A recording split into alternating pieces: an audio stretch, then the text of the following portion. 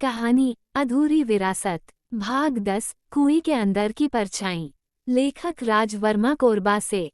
कुएं की मुंडेर पर खड़ा अर्नव कुछ देर तक नीचे झांकता रहा। टॉर्च की रोशनी पानी की सतह तक नहीं पहुंच पा रही थी, जैसे अंधेरा खुद एक परत बनकर उसके रास्ते को रोक रहा हो। लेकिन दिल में उठती बेचैनी ने उसे भीतर झांकने को मजबूर कर दिया। अर्नव ने पास रखी एक लंबी रस्सी को मजबूती से कसकर अपने कमर में बांधा और कुएं के भीतर उतरने लगा। हर कदम के साथ अंधेरा गहराता जा रहा था और हवा में नमी के साथ एक अजीब सड़ांध घुली हुई थी, जो जैसे वर्षों पुराने राजों की गंध लिए थी। जैसे ही वह नीचे पहुंचा, उसका पांव ठोस जमीन पर पड़ा। कुएं का ये हिस्सा लगभग सूखा था, लेकिन चारों ओर दीवारों पर काई और पुराने घोंघे चिपके हुए थे।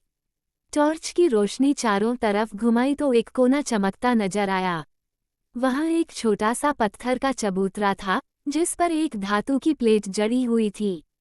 उस पर उर्दू में खुदा था, उसकी मोहब्बत को मिटा दिया गया, लेकिन उसका सच कभी दफन नहीं होगा। पास ही मिट्टी में एक लकड़ी की संदूकनुमा वस्तु आधी गड़ी हुई थी। अर्नव ने जब उसे बाहर निकाला तो उसमें एक चांदी की चेन, एक खत और एक छोटी सी म्यान में रखी तुर्की शैली की पुरानी कटार मिली।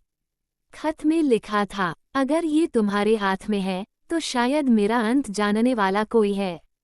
मेरे साथ अन्याय हुआ, पर मैं प्रेम की मारी थी, विद्रोह की नहीं। इस कटार से मैंने किसी को मारा नहीं, लेकिन यह मेरे खिलाफ गवाही बन गई। मेरी सजा, मेरी मौत नहीं, मेरी चुप्पी थी। अर्नव जैसे जैसे पढ़ता गया, उसकी आंखें नम होती गईं। यह एक स्त्री की कहानी नहीं थी, यह उसकी आत्मा की पुकार थी, जो अब तक जवाब चाहती थी।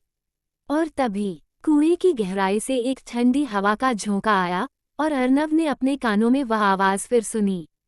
तुम सही रास्ते पर हो, लेकिन अब तुम अकेले नहीं हो। पीछे कोई परछाई खड़ी थी। कहानी पसंद आई हो तो कमेंट करना ना भूलें। धन्यवाद।